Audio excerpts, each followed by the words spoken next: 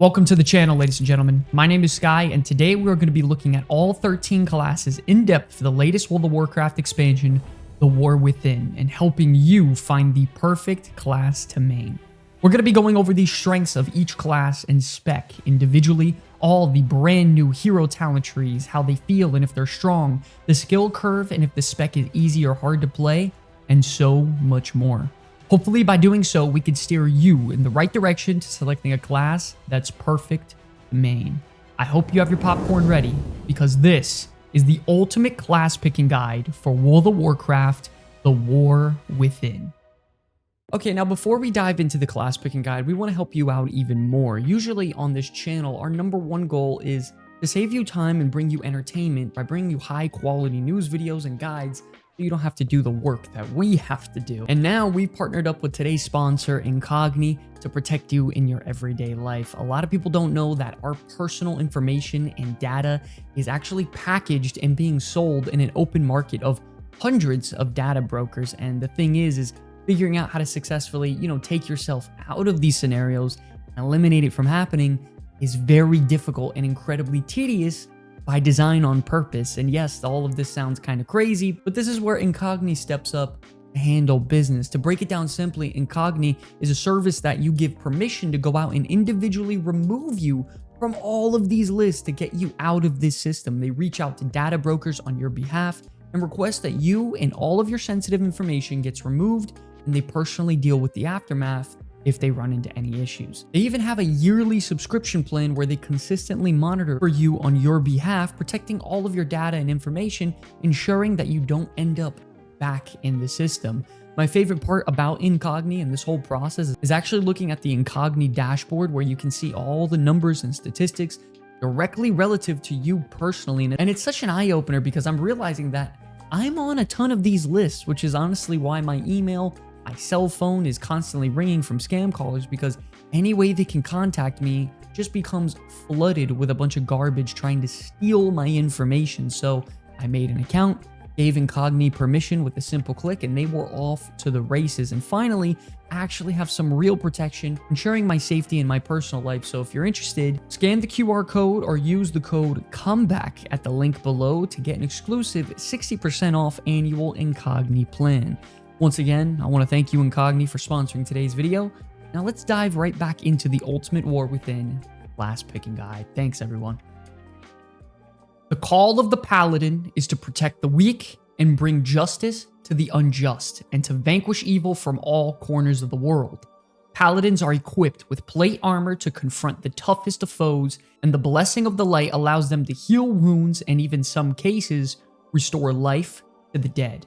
With the Holy Paladin, you invoke the power of the light to heal and protect your allies, as well as vanquish evil with pure holy light. With Protection Paladin, you use holy magic to shield yourself and defend your allies from attackers, being the front line between the enemy and your allies. And as Retribution, you're a righteous crusader who judges and punishes opponents with massive two-handed wielded weapons and deadly holy magic.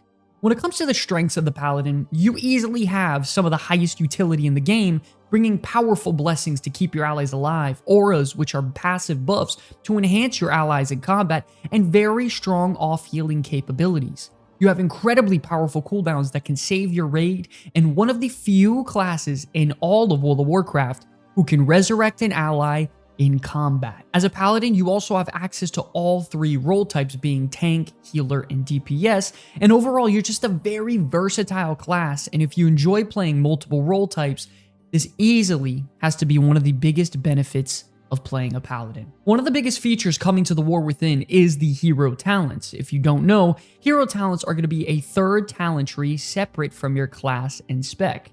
They greatly enhance your gameplay, and each specialization in a class will have the choice between two different hero talent trees, each being shared with one other spec in its class. Firstly, for Paladin, you have the Templar hero talent tree, which is shared between Protection and Retribution. And this talent tree is simply all about bringing more damage. After you use your offensive major cooldown like Wake of Ashes, you get access to the Hammer of Light ability that hits like a Mack truck. Something else that pairs really well with this is when you pop your Wake of Ashes, You now also pop your major offensive cooldowns at the same time, so it's a nice 1-2 punch to guarantee extra damage right before you use your hero talent ability. On top of that, you summon Empyrean Hammers, so it's really great in AoE situations as well.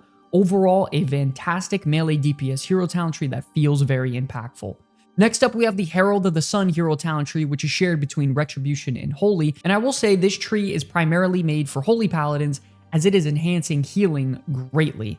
After using Holy Prism or Barrier of Faith, your next Holy Spenders apply Dawn Light to your ally, which applies a nice heal over time effect, and not only that, you get Eternal Flame, which applies a nice heal over time effect as well. So you're constantly getting procs to increase your Holy Shock heal, you're doing massive healing over time, and with your Sun's Avatar's Capstone, during your big defensive cooldowns, you get these laser beams that connect to your allies to heal your allies and damage enemies, making it a really fun option. And lastly, for the hero talent trees, you have the Lightsmith hero talent, which is primarily for protection and Holy Paladin. I would say this tree is a little bit better for protection since Herald of the Sun is performing really good for Holy right now, but this talent tree is all about buffing your allies significantly with more damage, survivability, stuff like that. You buff them with Holy Armaments, and it's a decent hero talent tree overall, but can be paired really well with something like the Augmentation Evoker to just really buff your party through the roof.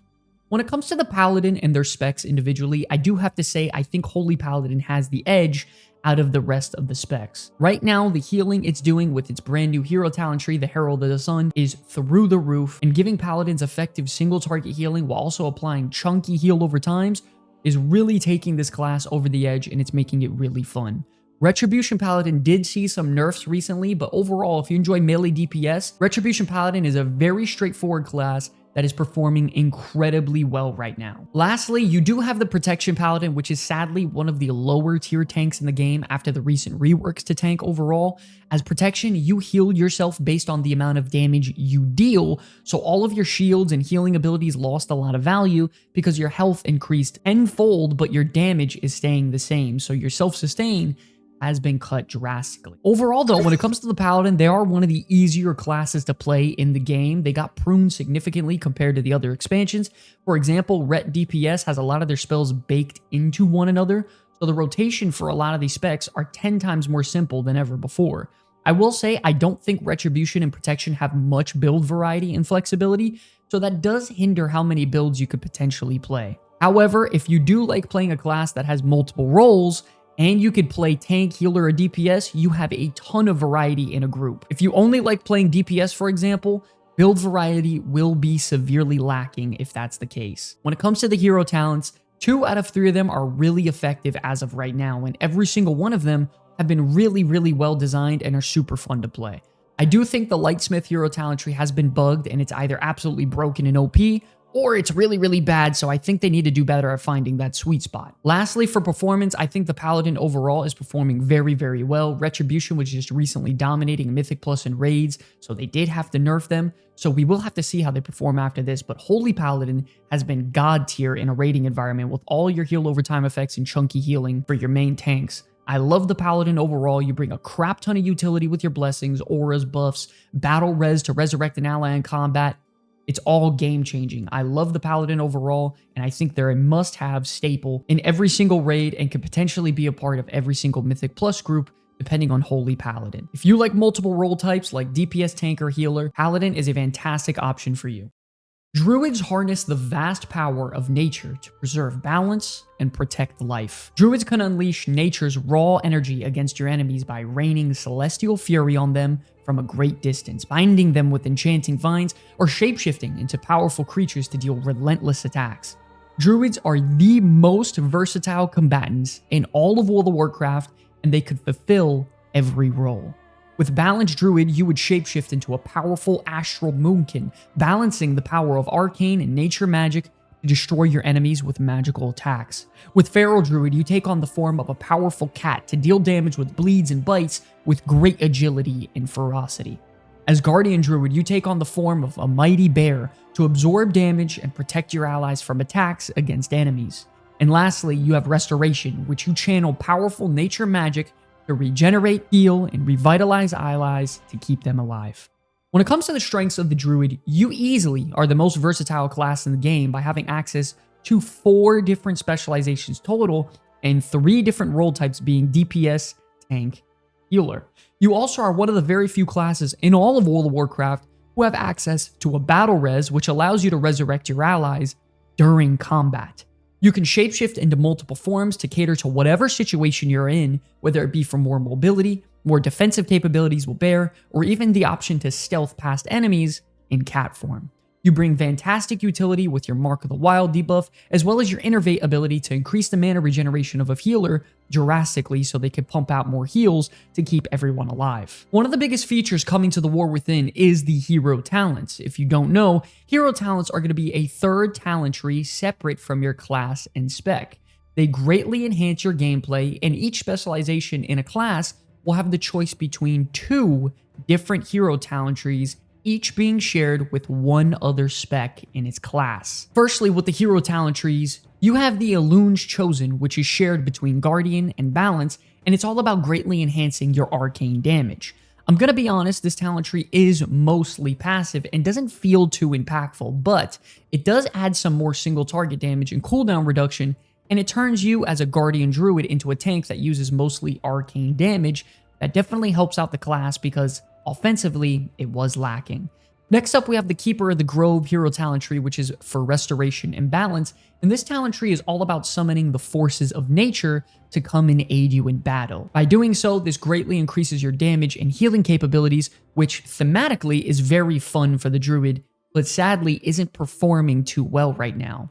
I love the idea of Trents coming to battle to either help you damage or heal. I just feel like there are so many other hero talent trees out there that are so much more interactive and fun and even powerful. So sadly, I do think this talent tree needs to get buffed. Next up, we do have the Wildstalker hero talent tree, which is shared between Feral and Restoration, and it's a very straightforward and easy to understand talent tree. Pretty much your heal over time effects from Restoration and your damage over time effects from Feral have a chance to summon a Bloodseeker Vine, which will then either deal additional damage or additional healing. I'm not gonna lie, sadly, this is one of my least favorite talent trees in the game, and it's almost entirely passive and doesn't really feel too effective. I think it's decent for Restoration to apply more healing over time effects, but it isn't too effective for Feral even after the recent buffs, and it's kind of boring. Lastly, we do have my favorite for Druid, which is the Druid of the Claw hero talent tree, which is shared between Feral and Guardian Druid.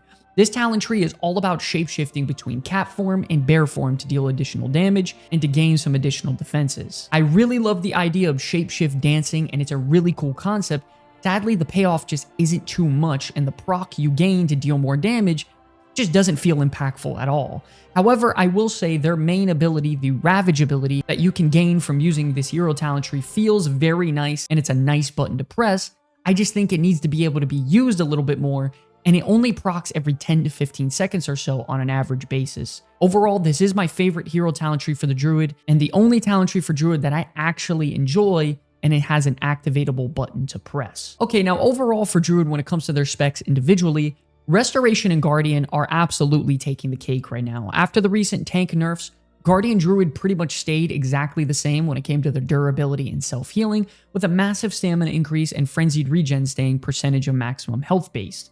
Not only that, Restoration Druid is a fantastic healer right now instead of Raid and Mythic Plus. You're doing this whole cat form weaving thing to deal damage that then converts into healing. I will admit some Druids don't like and some Druids really like, so it's up in the air depending on what type of player you. But sadly, where Druid lags behind is with Balance, Feral, DPS. Both of their DPS specs are in desperate need of redesigns and reworks. Both of them feel a little bit outdated and a little bit stiff compared to some of the other classes out there. And both of their hero talent trees just do not feel amazing to use compared to other classes. I don't see this getting changed until the expansion's already released, so hopefully they get it changed soon. When it comes to the Druid, I will say they are one of the harder classes to play in the game because between weaving in and out of different forms to capitalize on certain situations, knowing when to use your battle res and innervate effectively, and there being 4 different specs you can learn and master, I'm not gonna lie, Druid easily has to be one of the harder classes to play in all of World of Warcraft. If you like versatility, you have 2 different DPS specs, a tank, and a healer spec, so build variety is kind of limitless at this point. Once again, when it comes to their hero talent trees, it's a very big deal in the War Within, and it's a very major feature. Sadly, they actually have one of the worst set of hero talent trees in the game. Not only that, the performance of these said specs are kind of low and at best average. I think it'd be a different story if the designs were crap, but the numbers were good.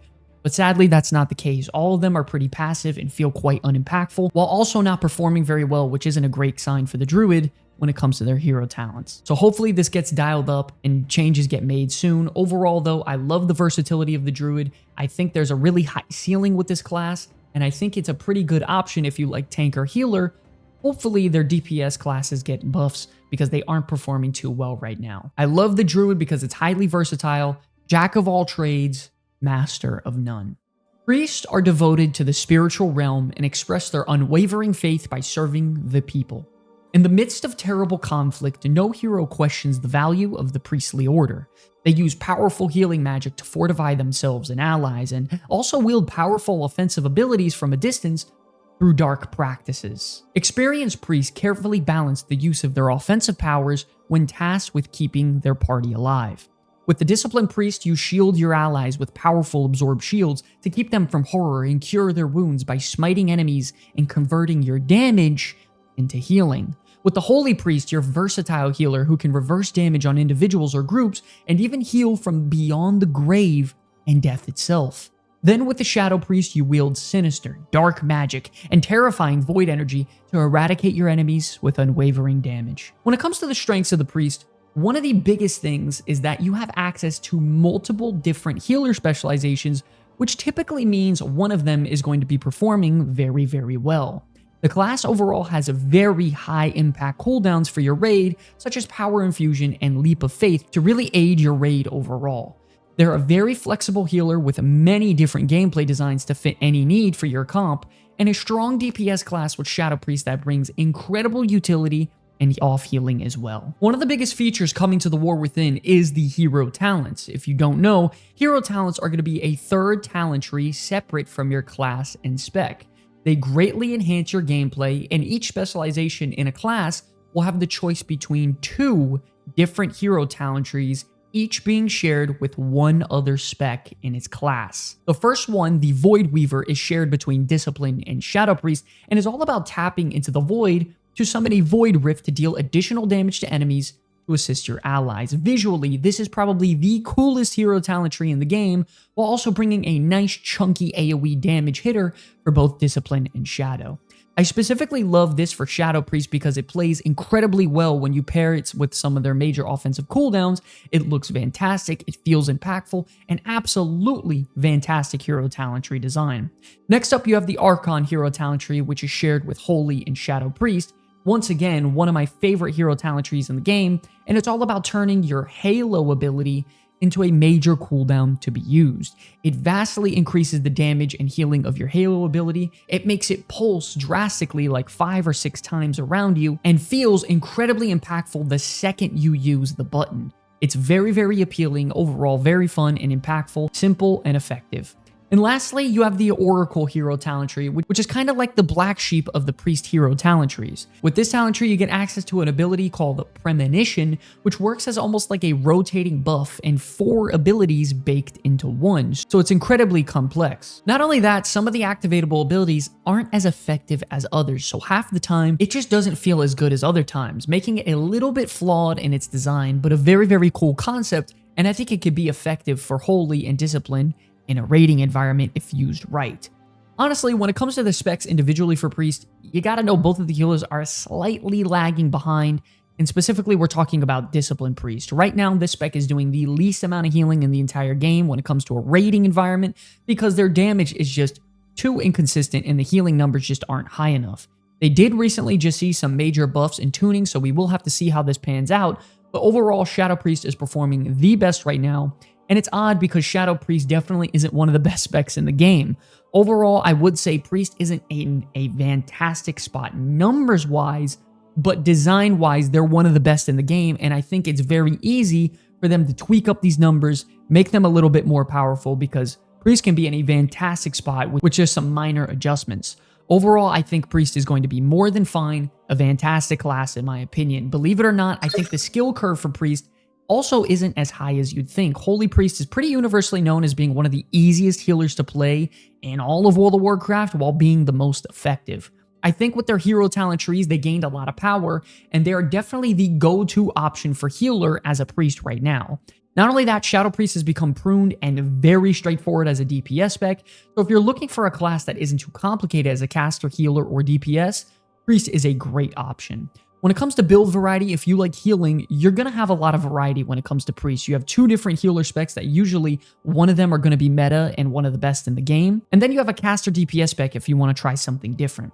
If you strictly only like to DPS, Priest might not be the safest option for you as you only have Shadow Priest as a DPS spec. But overall, each spec for Priest has a wide variety of builds that are all very fun and great design-wise. When it comes to their hero talents, I absolutely love all 3 of them, and I think they're all really well designed and have great concepts. Sadly, I do think the numbers for them as of right now are slightly undertuned, but I believe that is just a beta thing, and these numbers are going to get adjusted. The scariest thing is being in a situation where all of the design is bad and everything doesn't feel great, but that's definitely not the problem when it comes to Priest. I think with some slight adjustments, they're going to be fantastic and in a great spot. I love that there's 2 healer specs, 1 caster DPS. If you enjoy healing, Priest can be a fantastic option for you. From an early age, the Call of the Wild draws some adventurers from the comfort of their homes into the unforgiving primal world outside. Those who endure this eventually become hunters, masters of the environment. They're able to slip like ghosts through the trees and lay traps in the path of their enemies. With the Beast Mastery Hunter, you're a master of the wild who tames a wide variety of beasts to do your bidding and amplify your friendly creatures to deal deadly attacks. With the Marksmanship Hunter, you're a master sharpshooter ranger who excels in bringing down enemies from afar all alone with no pet. And as a survival hunter, you're an adaptive ranger who favors using explosives, animal venom, and coordinated attacks with your beasts to damage the enemy in melee and mid-range combat. When it comes to the strengths of the hunter, they have 3 very different DPS specs that can all fill different niches. Not only that, because they have 3 different DPS specs, one of them typically becomes very, very strong compared to the rest, meaning it's a very safe option for a class if you only like the DPS. The Hunter is also a very easy class to learn. You have access to a pet, so you can make solo content much easier compared to the other classes, and it's very easy inside of a raiding environment to avoid some mechanics due to you being very far range and a lot of your damage being mobile. One of the biggest features coming to the War Within is the hero talents. If you don't know, hero talents are going to be a 3rd talent tree separate from your class and spec. They greatly enhance your gameplay, and each specialization in a class will have the choice between 2 different hero talent trees, each being shared with 1 other spec in its class. First up for the hero talent trees on Hunter, we have the Dark Ranger hero talent tree, which is shared between Beast Mastery and Marksmanship. And this talent tree really embodies that Sylvanas Windrunner vibe by shooting out dark arrows that deal damage over time. You have a chance to summon Dark Hounds to come out and do damage for you. You also shoot out explosive shadowy energy with multi-shot, and overall, I love the theme of this hero talent tree. The problem is simply, it's not designed too well. Some of the damage is too based on chance, where there will be occasions where you deal fantastic damage, and then there are other times where it feels like absolute crap. I think it's a tidbit too wishy-washy for me, personally. Next up, we have the Pack Leader hero talent tree, which is shared between Survival and Beast Mastery, is actually universally known for being the most boring and unimpactful hero talent tree in the game. Pretty much the entire tree is passive, and it's just simply all about enhancing the capabilities of your pet, and other than that, it just doesn't feel good and is quite boring. And lastly, you have the Sentinel hero talent tree, which is the saving grace of all hero talent trees for Hunter, and is shared between Survival and Marksmanship. This hero talent tree is all about bringing out your Tyrande Whisperwind side and vastly increasing the damage you deal. Occasionally, you will apply stacks of Sentinel to a target, which can then explode to deal arcane damage. You have a chance to also summon an Owl that comes out and shoots down arcane energy as well, and the second you apply this hero talent tree on your character, your damage is pretty much doubled. It's almost mostly passive, but it's the good type of passive where the visuals are greatly enhanced, you know what's going on, you feel it impacting your damage and rotation, which is an absolute win for a passive hero talent tree, and in my opinion, it's how all passive hero talent trees should be designed. I love this hero talent tree. Now overall, when it comes to the spec ratings individually for Hunter, right off the bat, you have to know that damage-wise, all of them are performing very well. They remind me a lot of the Warrior, where the goal of the Hunter is just to simply come in there and deal a crap load of damage. So damage-wise, all of them are doing great, but based on design, Good God, the Beast Mastery Hunter has definitely seen some better days. It didn't get too many changes to make the gameplay more interactive. It feels a little bit boring and slow, so I will have to say, Beast Mastery is lagging behind the other two specs. Survival and Marksmanship Hunter feel fantastic right now. They both can use the Sentinel hero talent tree, which is great. The spec reworks feel really nice and impactful, and their damage feels amazing. So overall, Survival and Marksmanship are pretty much winning across the board, which is a really good sign heading into the new expansion. Now, when it comes to the skill curve for Hunter, you gotta know that they are one of the easiest classes to play in the game. For all three specs, they're very straightforward and relatively easy to play, and they're all really effective in dealing damage, and they can generally be slotted just about anywhere as long as your group needs more damage rather than utility. The reason for that is being because, yes, you are a pure DPS class, so when it comes to versatility, it isn't that high. I will say, however, when it comes to a DPS class, you have a very wide variety of dealing damage. You know, you have 3 different DPS specs that all have multiple build types, so the build variety is definitely there for Hunter on that end. When it comes to the hero talent trees, sadly, 2 out of 3 of them just aren't the greatest. I love the idea of Dark Ranger, but just simply the numbers and leaving it up to chance and procs definitely hinders the idea of playing it, and the Pack Leader talent tree is known as one of the worst in the game. So you're stuck with the Sentinel hero talent tree, which is honestly the breadwinner, and it's one of the most fun. I love it. It deals great damage and enhances your gameplay. Performance-wise, when it comes to the raw DPS of the Hunter, they're doing fantastic. You have to remember you don't bring much utility, so if the Hunter starts doing bad on the damage meters, this class is going to be in a lot of trouble. But overall, 3 specs are doing pretty well right now when it comes to damage in both Mythic Plus and Raid, so if you like playing a pure DPS class, the Hunter can absolutely be for you. For Rogue, the only code is the contract, and their honor is purchased in gold. Free from the constraints of a conscience, these mercenaries rely on brutal and efficient tactics. They're lethal assassins and masters of stealth who approach their marks from behind, pierce a vital organ, and vanish back into the shadows before the victim even hits the ground. With the assassination spec, you're a deadly master of poisons and bleeds while dispatching your victims with vicious dagger strikes all at the same time. As the outlaw rogue, you'll be a ruthless fugitive who uses agility and guile to stand toe-to-toe with enemies in combat, using long swords, pistols, and even fate to take down your enemies. And lastly, you have Subtlety Rogue, which is a dark stalker who leaps from the shadows to ambush with unsuspecting prey, specializing in high burst damage coming out of stealth. When it comes to the strengths of the Rogue, they have 3 very different DPS specs that can fill pretty much every niche. Not only that, because they have 3 different DPS specs, one of them typically becomes very strong compared to the rest, meaning it's a very safe option for a class if you only like to DPS. The Rogue has very flexible DPS also for any situation, whether it be for more AoE or single target. You have solid survivability in raids with feint and cheat death, and you have access to stealth and can put your allies in stealth as well for a short period of time, allowing you and your party to sneak past certain areas. Not only that, Rogue is one of the best PvP classes in the game and is a fantastic duelist if you know what you're doing. One of the biggest features coming to the War Within is the hero talents. If you don't know, hero talents are going to be a 3rd talent tree separate from your class and spec.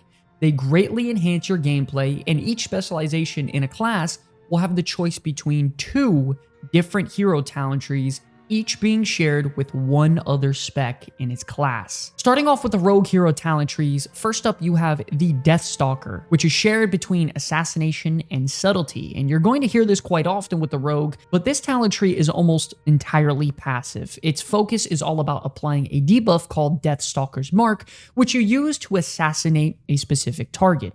The idea of this tree is all about enhancing your damage to your marked target by adding plague damage to your basic attacks, duplicating your bleed effects, and enhancing your finishing moves on the target.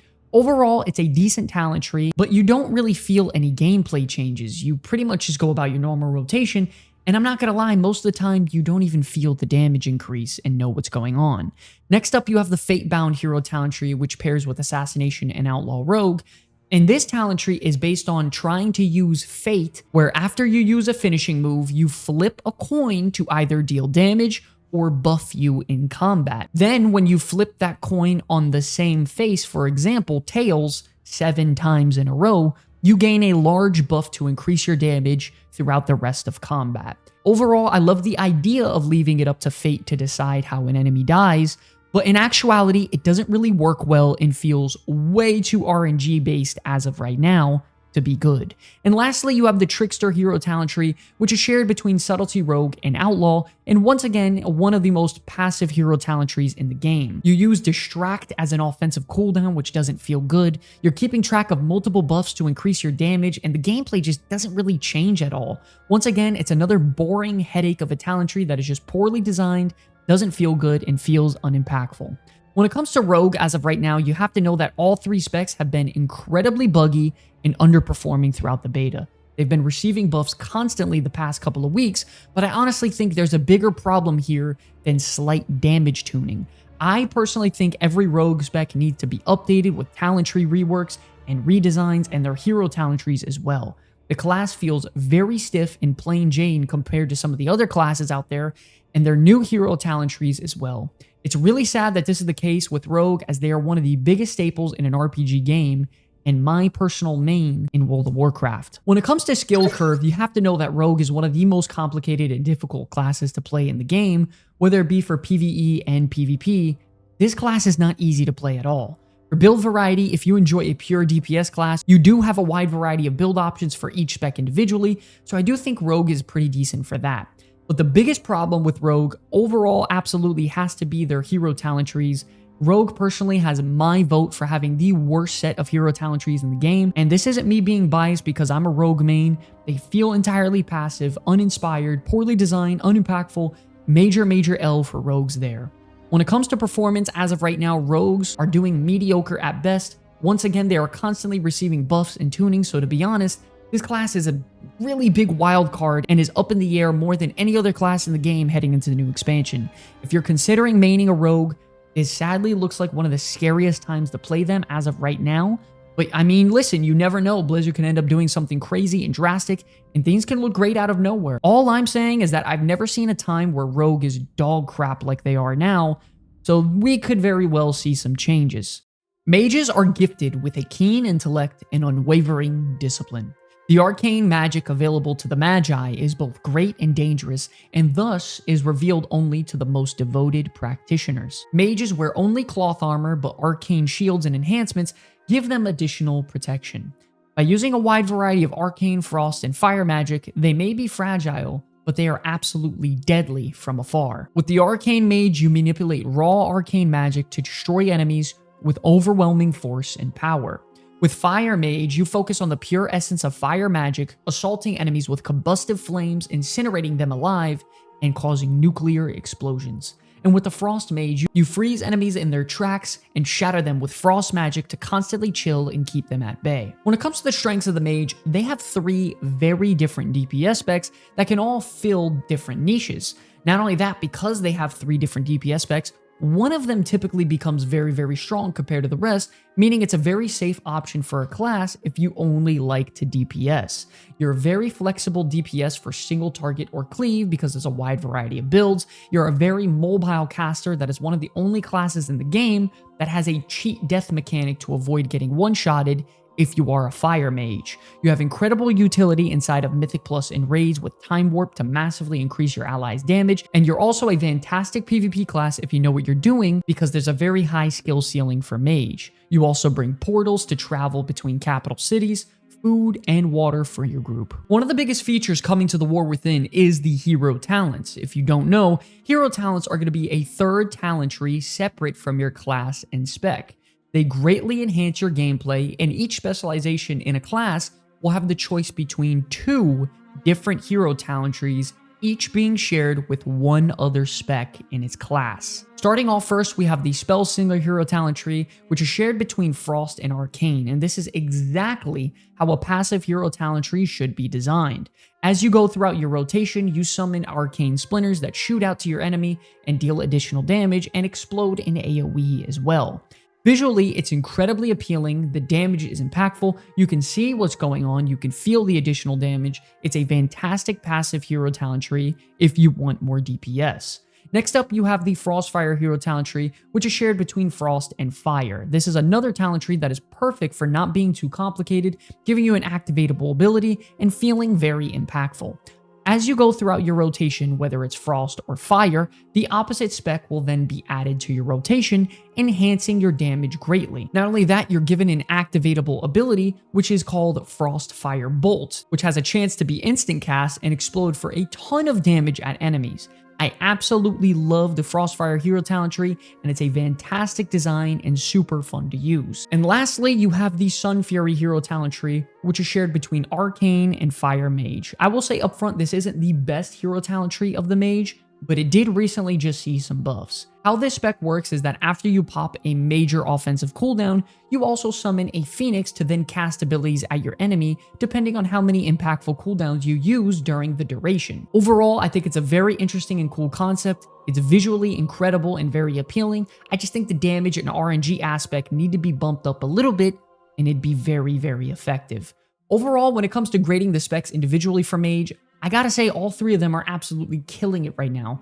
Frost is seeing major buffs nearly every week at this point. Arcane Mage is one of the best, if not the best caster in the game. Fire Mage is one of my favorite specs in the game, specifically being very fast paced and having a very high ceiling with a very high reward. I absolutely love all three Mage specs right now. The designs are great, the reworks are better, hero talent trees are fantastic, and the damage is there for every single one of them. When it comes to a skill curve, you do have to know that Mage is a little bit advanced. Their defensive capabilities are quite low for the most part, and they don't have any self-sustain with any healing. So if you get hit really, really hard, unless your healer heals you, your health is going to stay that way. Not only that, some of the rotations can be quite difficult to master, making them kind of hard to play. If you like a pure DPS class, Mage has a ton of build variety with all three specs. Of course, yes, you are stuck as one role being DPS, but there are always one or two Mage specs that are dominating on the meters. When it comes to hero talent tree designs, Mage has my vote for having the best set of three in the entire game. Each of them are impactful, visually look amazing, don't impede on your rotation too much, as well as giving you some activatable aspects that all feel great. These are all how hero talent trees should be designed, and Mage is a staple right now in World of Warcraft. If you're thinking of playing a caster DPS, this spec can absolutely be for you heading into the new expansion. In the face of demonic power, most heroes see death. Warlocks only see opportunity. Dominance is their aim, and they have found a path through it in the dark arts. These voracious spellcasters summon demonic minions to fight beside them and toss out dark magic to deal massive damage to enemies through shadow, chaos, and fire. Their demonic pets protect and enhance them, and their cunning allows their minions to take on the brunt of enemy attacks in order to save their own skin. With the Affliction Warlock, you're the master of shadow magic who specializes in drains, damage over time magic, and curses to dwindle your enemy down. As Demonology, you're a commander of demons who twist the souls of their army into devastating power to summon a non-stop horde of minions at your disposal. And as Destruction Warlock, you're a master of chaos who calls down fire to burn and demolish enemies with destructive attacks. When it comes to the strengths of the Warlock, they have three very different DPS specs that can all fill different niches. Not only that, because they have three different DPS specs, one of them typically becomes very strong compared to the rest, meaning it's always a safe option for a class if you only like the DPS. They are one of the few classes in the game that have access to pets, so solo content can become much easier for them. They have fantastic raid utility by bringing health stones, soul stones, demonic gateways for the raid, which is all very crucial. Additionally, Warlock has access to some of the most powerful cooldowns in the game. You can also summon your teammates across realms, and in my opinion, they easily have one of the coolest class fantasies. One of the biggest features coming to the War Within is the hero talents. If you don't know, hero talents are going to be a third talent tree separate from your class and spec. They greatly enhance your gameplay, and each specialization in a class will have the choice between two different hero talent trees, each being shared with one other spec in its class. First up for hero talent trees for Warlock, we have the Diabolist tree that is shared with Demonology and Destruction, and honestly, I really like this talent tree. Every 10 soul shards or so that you spend, you summon a random demon from the Legion to assist you in battle, and every so often greatly enhance one of your abilities. Occasionally, you get a proc that's called Ruination that turns your Hand of Gul'dan or Chaos Bolt into a nuclear hitting ability that deals a ton of damage to targets in an AoE and feels really impactful. Not only that, you'd summon demons passively to enhance some of your other abilities, and just generally it makes combat feel a lot better, being a very, very solid design in both passive and active ability hero talents. Next up, you have the Soul Harvester hero talent tree, which is shared between Affliction and Demonology. How this talent tree works is every so often you will get an enhanced soul shard that when you spend it, it enhances your next crucial ability like Hand of Gul'dan or Malefic Rapture to deal significantly more damage, as well as summon a demonic soul to appear with you, and you'll damage your target instantly. I will say this talent tree is pretty much passive, but the visuals look very, very nice, and it's easy to keep track when you're just trying to deal additional damage and go about your normal rotation. And lastly, you have the Hero Caller hero talent tree, which is shared between Destruction and Affliction Warlock, and this hero talent tree gives you the access to a new ability called Wither, which replaces your Immolate or Corruption. Not only that, it's an improved damage over time spell that deals very, very nice damage, and you get access to a powerful 1-minute cooldown throughout the tree as well that greatly increases your haste. Overall, I love this hero talent tree. It's incredibly simple, it's effective, while also giving you a fun new 1-minute cooldown to use to greatly increase your damage. Very simple, very fun. When it comes to each spec individually for the Warlock, I'm going to say it straight up that Affliction Warlock is definitely performing the best right now out of all 3 specs. It is doing fantastic in terms of AoE and single target. The design became, much more simplified, so it's very straightforward, and the damage is just there. Demonology is in a pretty good spot as well, but it is very, very, very complicated, so it's kind of hard to learn. And Destruction, while it is constantly seeing buffs and updates, the damage is slightly lower than Affliction's. Overall, though, all 3 specs are doing really, really good right now, making Warlock easily one of the safest classes you can main heading into the new expansion. When it comes to skill curve, it's pretty known throughout history that Warlock is one of the harder caster DPS to play. Affliction and Demonology Warlock aren't the easiest specs to learn and master, but if you do, you'll end up separating yourself from the rest of the pack very easily. Destruction Warlock is straightforward and can deal high amount of burst damage. I just think the numbers need to be tuned up. If you do like a pure DPS class, Warlock can absolutely be an option for you. You have 3 different DPS specs, great variety in terms of AoE and single target, with 3 different hero talent trees that are very, very well designed and very fun, impactful. Visually, they're appealing. Overall, I think when it comes to performance, the Warlock is doing great. Also, one of these 3 specs are pretty much always going to be meta, or at least in the top 5 or 6 heading into a new expansion. All of them right now are looking fantastic, so they're definitely going to do great and are a solid choice if you're looking to main a caster DPS. For as long as war has raged, heroes from every race have aimed to master the art of battle. Warriors combine strength, leadership, and a vast knowledge of arms and armor to wreak havoc and glorious combat. Some protect the front lines with shields, and others forego the shield and unleash their rage at the closest threat with a variety of deadly weapons and attacks. As an arms warrior, you're a battle-hardened master of weapons, using mobility and overpowering attacks to strike your opponent down with a massive 2-handed weapon. As a Fury warrior, you dual-wield these massive weapons, and you're a berserker who unleashes a flurry of attacks to carve opponents to pieces while staying enraged. And as a protection warrior, you're a stalwart protector using a shield to safeguard yourself and your allies, to tank for your party and keep everyone alive. When it comes to the strengths of the warrior, they do have access to 2 different role types, being tank or DPS, and the protection warrior tank is performing easily one of the best in the game right now. Between arms and fury, they have a very wide variety and flexible DPS toolkit to fill just about any need out there. Also, because you are a warrior, you're wearing plate armor, and you're up close fighting enemies, you are much tankier than most classes. You also bring 5% increased attack power for your raid, and you're generally great to have in a raid group due to your ability to bring high burst damage on select targets for raid and Mythic Plus at specific moments. When it comes to the hero talent trees for warrior, first up we have the Colossus hero talent tree, which is shared between protection and arms. And I'll say straight up that this spec is pretty much made for arms warrior, and it feels amazing to use. Right now, Arms Warrior has some of the highest burst damage in the game, combining all of their cooldowns together with their brand new hero talent, the Demolish ability. Pretty much as you go through your rotation, you gain stacks that reach up to 10, and then you use those stacks on your Demolish ability, and it hits like a Mack truck. It's very simple, effective design, feels impactful, feels really good to use. Next up, we have the Slayer hero talent tree, which is shared between Arms and Fury. And once again, I'll say it up front, this spec feels like it's made for Fury Warrior. The only thing that I don't like about it is that it's very passive. It doesn't require you to change your gameplay at all, but holy crap does it increase your damage by a ton. It enhances your executability, it enhances your big bad blame storm, it puts you into this bloodthirst build, and you're just dealing a shit ton of damage. Overall, I love that it's a passive talent tree and it doesn't impede on your rotation. I just wish we had some sort of activatable button to tie with it for a big, one-hit AoE combo similar to the Colossus talent tree. And lastly, we have the Mountain Thane hero talent tree, which is shared between Fury Warrior and Protection and is fantastic for Protection Warrior right now. This spec is all about enhancing your Thunderclap ability, occasionally turning it into Thunder Blast, which is a brand new and improved version that hits very, very hard and is great for keeping threat in AoE situation for Protection Warrior. I think it works decent for Fury Warrior, as it can, improve your AoE damage, but overall, I really like this talent tree for Protection, as its AoE damage was lacking before, and this supplements for that perfectly.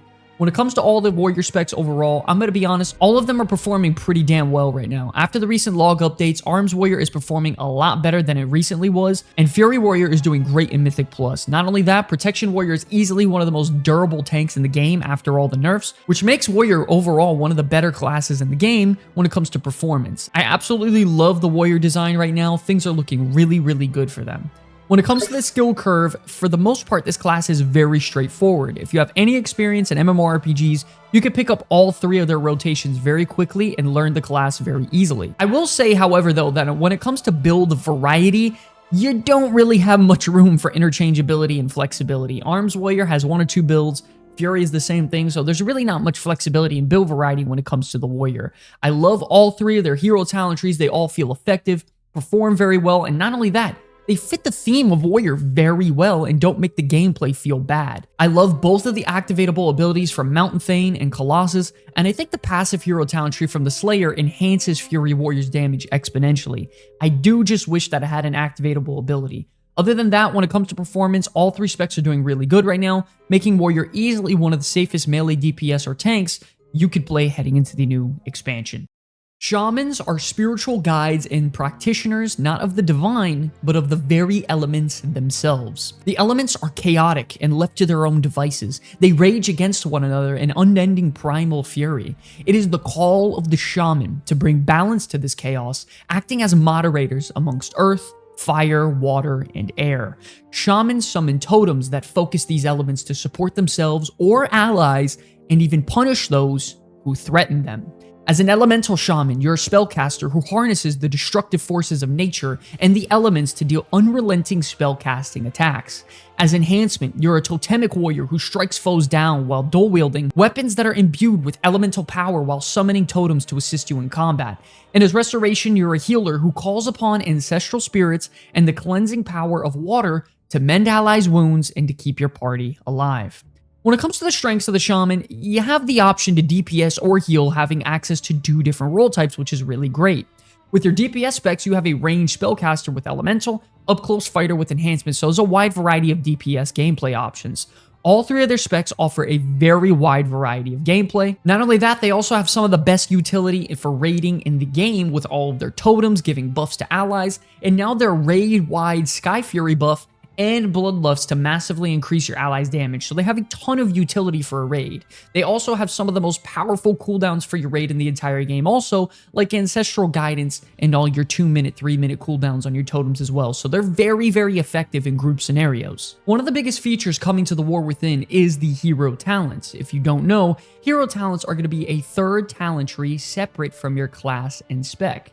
They greatly enhance your gameplay, and each specialization in a class will have the choice between 2 different hero talent trees, each being shared with 1 other spec in its class. When it comes to the hero talent trees for Shaman, first up we have the Stormbringer, which is shared between Elemental and Enhancement. This hero talent tree is designed to be all about lightning damage, greatly enhancing your lightning and nature damage capabilities, allowing you to constantly shoot out chain lightnings and explosive Tempest Blast to greatly increase your damage. Overall, the damage is really great, the performance is fun, it's interactive, the design is great. I love this spec overall for Shaman. Next up, we have the Totemic Hero talent tree, which is shared between Enhancement and Restoration. And this talent tree is all about summoning totems and enhancing them as well to help you thrive in combat. I will say this is performing really, really well for Restoration Shaman and is amazing for them. It has your healing raid tied to the brand new totem, which can easily be moved around with totemic projection. And in general, it's such an increase in terms of flexibility and viability, and it's just so smooth for the spec. Even for enhancement, this is performing pretty well also, so it's very effective and fun for both of them. And lastly, we have the Farseer hero talent tree, which is shared between Elemental and Restoration. This talent tree is all about tuning into your ancestors and summoning them to help you in battle, whether to deal damage to your enemies or help heal your allies. I'm not gonna lie, some of this hero talent tree is a little bit based on RNG and proccing your ancestrals to come out and help you, but in general, it's very cool, visually nice hero talent tree. It just feels like sometimes your ancestors aren't really doing much and you don't know if they're making an impact, which can feel kind of bad, but overall, I think it's a fantastic hero talent tree for Elemental, and it's performing very, very well with the Lava Burst build, and it's greatly increasing their damage. When it comes to the Shaman and their specs individually, you gotta know all three of them are equally dominating right now. All three specs recently just got updated and reworked, so their talent trees are very, very nice and clean. The damage and numbers as well, and then healing they're also putting out is very consistent and high. You have brand new hero talent trees. All three of them are impactful. I mean, Shaman is eating some of the best in the entire game right now. I will say also that Shamans are a little bit more complicated than some of the other classes out there in World of Warcraft. You have the most buttons in the entire game on a Shaman compared to every class, and the utility capability is very, very high, making it a little bit complicated at times. I will also say, however, there is a ton of build variety for each Shaman spec, and you can fill just about every spot possible. If you need more range DPS, you could play Elemental. If you need more melee DPS, you could play Enhancement. If you need more support, you could play Resto. All these specs have fantastic variety. Not only that, all three hero talent trees are really, really great, and it doubles the opportunity, making it very fun overall to play a Shaman and making you very flexible. All three Shaman specs are dominating right now. It's a great versatile class, whether it be melee DPS, range DPS, or healer. Very, very great option heading into the new expansion. When the Lich King's control over his Death Knights was broken, his former champions found their new purpose as the Knights of the Ebon Blade. Death Knights engage their foes up close, supplementing swings of their weapons with dark magic that renders enemies vulnerable or damages them with unholy power. Death Knights call upon the mindful power of their runes and pace their attacks appropriately to protect the world from which they suffer from. As a Blood Death Knight, you're a guardian who manipulates and corrupts life energies to sustain yourself in the face of countless enemies who wish to do you or your party harm. As a Frost Death Knight, you're an icy harbinger of doom who channels runic power and delivers vicious weapon strikes through icy explosive attacks. And with Unholy, you're the master of death and decay who spreads infection and controls an undead minion army to do your bidding in combat to overwhelm the enemy. When it comes to the strengths of the Death Knight, you have the option to tank or DPS, having access to 2 role types. It's universally known for also being one of the tankiest classes in the game, making you very durable and hard to kill. Both of your DPS specs are very different in gameplay, with one being about minions and diseases, and the other one being about explosive frost damage and heavy hitting attacks. You are also one of the few classes in the game that have access to a battle resurrect during combat, so you can resurrect your fallen allies as well, and you easily have one of the coolest class fantasies in the game, and it's not even close. One of the biggest features coming to the War Within is the hero talents. If you don't know, hero talents are going to be a third talent tree separate from your class and spec. They greatly enhance your gameplay, and each specialization in a class will have the choice between 2 different hero talent trees, each being shared with one other spec in its class. When it comes to their hero talent trees, first up you have the Deathbringer, which is shared between Blood and Frost. You gain an ability called Reaper's Mark that deals damage and explodes, and this also spreads to nearby enemies if the enemy is damaged below 35% health or if they die. After this happens, you get a proc called Exterminate that lets you take out a massive scythe and slash enemies in front of you. Overall, it's a very straightforward and simple hero talent tree that has a nice activatable, it deals nice damage, and it changes up your rotation a little bit. Overall, I love this hero talent tree. Very, very effective. Next up, we have the Sand Lane hero talent tree, and this is for Unholy and Blood Death Knight. Pretty much occasionally, as you go through your rotation, your primary damaging ability can be changed into Vampiric Strike, which heals you and grants you increased haste, and increases your damage massively. Not only that though, you could instant proc this ability to occur like 15 seconds straight and deal absolutely insane numbers once you pop some offensive cooldowns. Once again, another perfect example of a great activatable, rotational, big damaging hero talent tree that is amazing design and super fun to use. And lastly, we have the Riders of the Apocalypse, which is shared between Frost and Unholy Death Knight. In my opinion, this is the best visual and thematic hero talent tree in the entire game. Occasionally, as you go through your rotation, you have a chance to summon a Rider of the Apocalypse to come and aid you in battle. There are 4 different horsemen that could be called, and each of them do a wide variety of things. Not only that, when you pop your major offensive cooldown, you automatically summon all 4 horsemen to aid you in battle and increase your damage drastically. This is by far one of the coolest and most effective hero talent trees in the game. I absolutely love it, 10 out of 10 in my opinion. Now, when it comes to all the specs individually for Death Knight, you gotta know all of them are performing really well right now. Unholy throughout the entire beta has been dominating and is usually taking the edge over the other 2 specs. When it comes to Blood and Frost Death Knight, I think they're about neck and neck in terms of viability and effectiveness, but we gotta make something clear. Death Knight is easily one of the top 3 best and safest classes you can main heading into the new expansion, and all 3 specs are incredibly viable and very effective right now. Death Knight is in a fantastic spot. When it comes to the skill curve of the class, you gotta know also that they're actually very straightforward to play. All of their rotations when it comes to a DPS perspective aren't that difficult at all to learn and pick up, so you're not going to spend a bunch of hours learning the class because it's not frustrating at all. The Blood Death Knight is very tanky and it's very forgiving with the Death Strike ability, so overall it's a very straightforward class. When it comes to build variety, I'm not gonna lie to you, you don't have too many options out there with all these specs, so you probably have like 2 total max each. So the build variety isn't a part of the, package deal for Death Knight. But the real star of the show has to be the hero talent trees that will actually make their builds viable, because all 3 of them are super fun, incredibly effective, deal tons of damage, look great visually, and are just designed really well. 10 out of 10 when it comes to hero talent trees, in my opinion. I love the Death Knight. If you want to play a tanky melee DPS that's durable and is all just about punishing people up close, the Death Knight can absolutely be an option for you heading into new expansion. Fantastic class.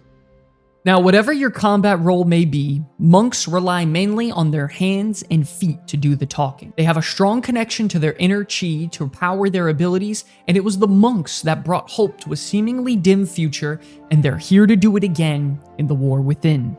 Monks' talents focus on directing their chi energy to control the battlefield by enhancing their movement, restricting their enemies, and even healing their allies in their party. The Brewmaster Monk is a sturdy brawler who uses unpredictable movement and mystical energy to absorb damage and protect allies from harm. The Mistweaver Monk is a healer who masters the mysterious art of manipulating life energy, aided by the wisdom of the Jade Serpent in Pandaria to keep their party alive. The Windwalker Monk is a martial artist without fear who pummels foes with hands and fists and deadly attacks from which no one can survive. When it comes to the strengths of the Monk, they're one of the only classes in the game that have access to all 3 different role types, being DPS, tank, and healer. Each specialization brings a special aura for raid, which is great also, and you also bring Mystic Touch, which is a 5% debuff to your target to have everyone in your radius deal additional damage. You're also one of the most mobile classes in the game. You have very engaging healing rotation with Mistweaver, with the option to go fist weaving to heal based on the amount of damage you deal. Brewmaster is a very unique and interesting tank that actually deals the highest damage out of every tank in the game right now, and Windwalker Monk is always one of the best classes in Mythic Plus. Now, when it comes to the hero talent trees for Monk, firstly, we have the Shadow Pan hero talent tree, which is shared between the Brewmaster and the Windwalker Monk.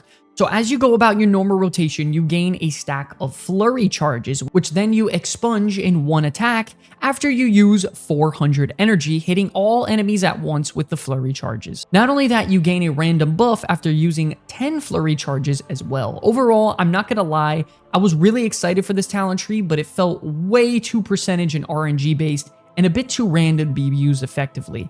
I would prefer that they let you build up the stacks and then use it on an activatable ability like the Arms Warrior, but that's not the case right now, and this talent tree just doesn't deal enough damage. It's a little random, doesn't feel great to use. Next up, we have the saving grace of all Monk hero talent trees, the Conduit of the Celestials, which is shared between Windwalker and Mistweaver Monk.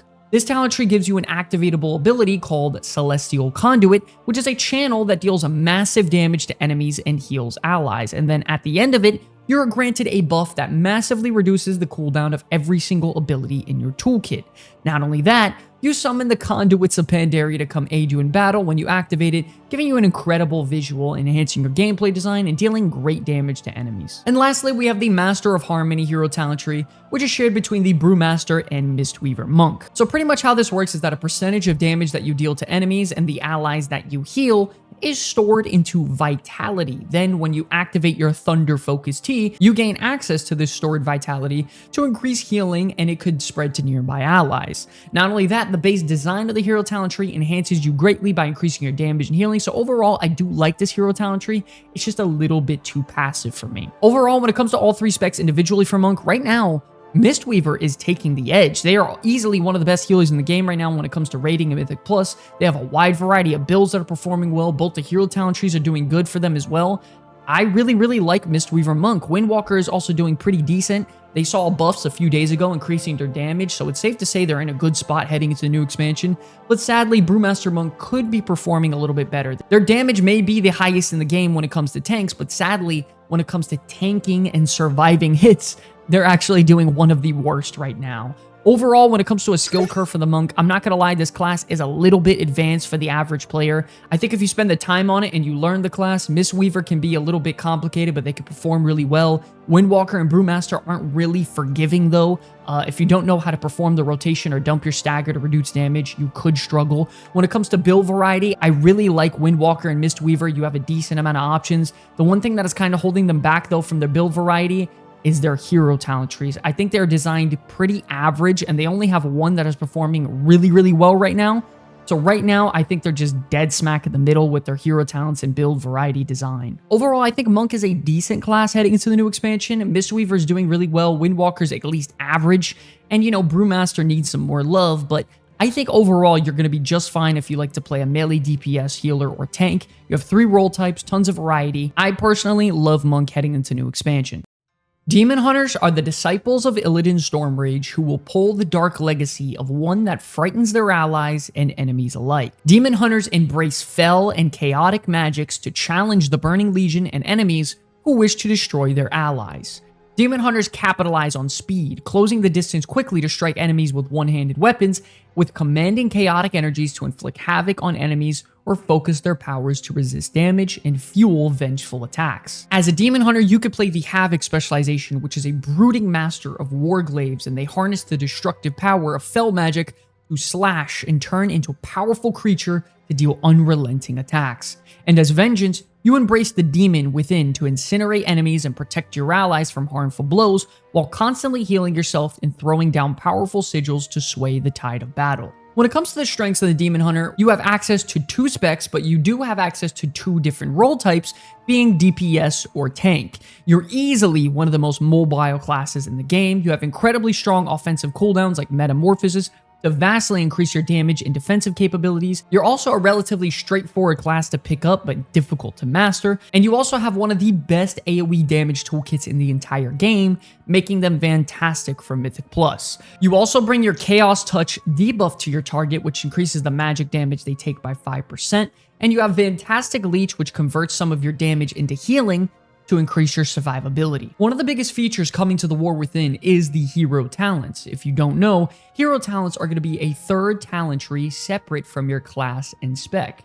They greatly enhance your gameplay, and each specialization in a class will have the choice between 2 different hero talent trees, each being shared with one other spec in its class. When it comes to the hero talent tree for Demon Hunter, first up we have the Eldrachi Reaver, which I'm not gonna lie, this talent tree is primarily being used by Havoc, and it's simming and performing really well right now. This has pretty much been your go-to option throughout the beta right now. Havoc Demon Hunter has been slowly shifting toward a very complicated spec though, with the whole mover build going on.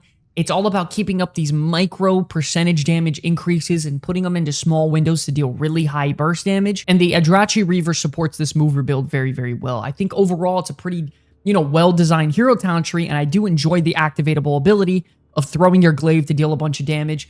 I just think it's a tad bit boring and it could be a lot more fun.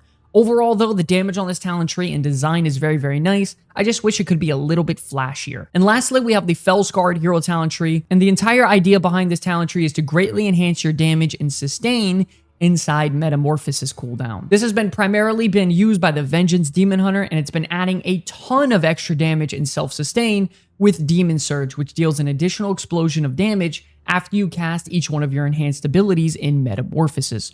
Overall, I personally like this, talent tree. It's a lot more simple.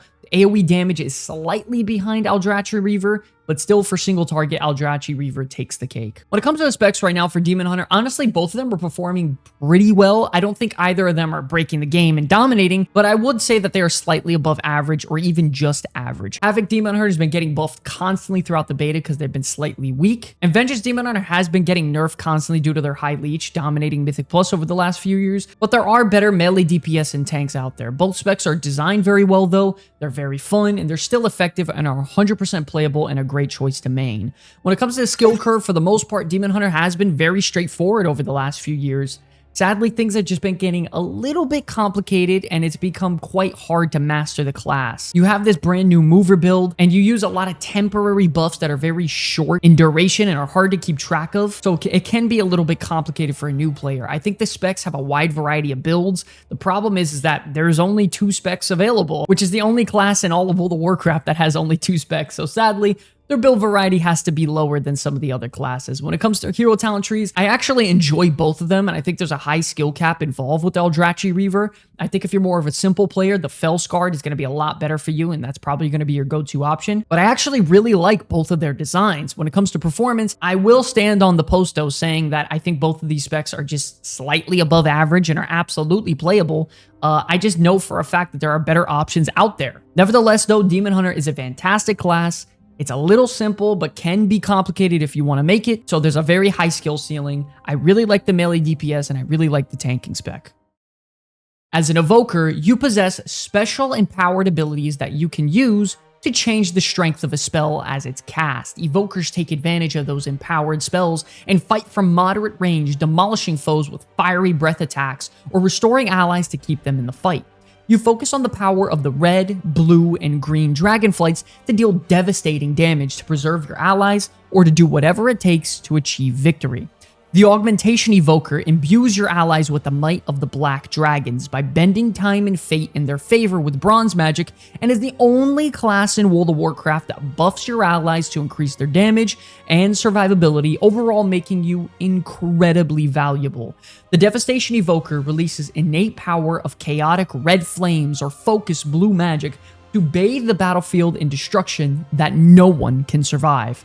And finally, you have the Preservation Evoker, who calls upon the Emerald Dream to rejuvenate life and the Bronze Sands of Time to prevent harm. When it comes to the strengths of the Evoker, as the Evoker, you have access to 3 different specializations that include a DPS, a healer, and a buffer, which is the only one of its kind in the entire game. The Augmentation Evoker, the buffer, is known as the best class in the game right now, which vastly increases your allies' damage, your healer's mana regeneration, and your tank's survivability.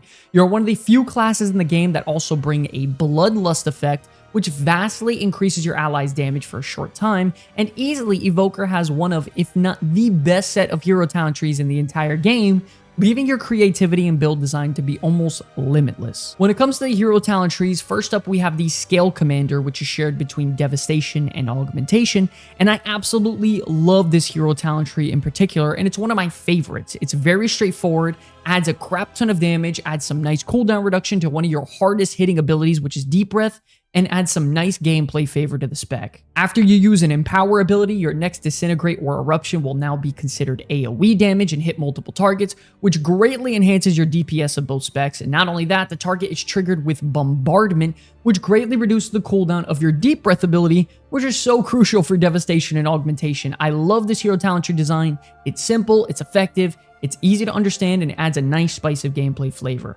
Next up, we have the Chrono Warden hero talent tree, which is shared between Augmentation and Preservation. And this hero talent tree is all about enhancing your Living Flame into Chrono Flame, giving you additional micro burst cooldowns, enhancing your power abilities, and is fantastic for both preservation and augmentation. I think this hero talent tree is very straightforward, makes a simple and effective ability like Living Flame even stronger, and could very well be a great option if you like a more simple style of play. And finally, you have the Flame Shaper hero talent tree, which is shared between Devastation and Preservation. With this hero talent tree, you gain the Engulf ability, which deals massive damage to your target depending on how many damage over time effects you have on them. This hero talent tree primarily focuses on red damage abilities, adding additional damage over time effects, and is insane for AoE damage. I love this hero talent tree because the burst you can deal to groups of mobs is literally through the roof and is one of the most satisfying things that I've played in all of World of Warcraft. When it comes to specs right now for the Evoker, you gotta know all three of them are doing amazing right now. I will say straight up that augmentation is performing the best. I mean, it's known as the best spec in the game. So sadly, that does take Devastation's value a little bit down because everyone wants you to play either augmentation or preservation, but do not sleep on Devastation. The AoE damage and burst damage you can deal is through the roof. I'm personally going to be playing that spec, so it is more than fine. Their healer spec preservation is absolutely nasty as well. Absolutely fantastic class across the board. When it comes to the skill curve for the Evoker, you have to know they can be a little bit complicated because, you know, you're the brand new class in World of Warcraft that was added just last expansion. It's something a lot of players have never experienced before, so it's something you're going to have to pick up from scratch and take some time to learn. I think all three specs are in a fantastic spot, and each of them have a very wide variety of builds they can run because of all three of their hero talent trees being effective, fun, and designed well. Augmentation, in my opinion, is the best spec in the game. Preservation is easily one of the greatest healers. Devastation deals a crap ton of nuclear burst damage in short windows. I love the Evoker class as a whole, and this can absolutely be a great choice for you, whether it be for safety, fun, or design. But okay, ladies and gentlemen, that is going to wrap up our massive video on the War Within class picking guide after going through all 13 classes and every single one of their specs. And now we here at the Comeback Kids only have one question left to ask. Which class is for you? You got to let us know down in the comment section below. Well, listen, if you guys enjoyed the content, we have a ton of other videos to help you get through the War Within, like these two right here. And since you're already here, do us a favor and hit that subscribe button to join the Comeback Kids family today, because every subscriber matters. Thank you all so much for enjoying the video. I'll see you in the next one.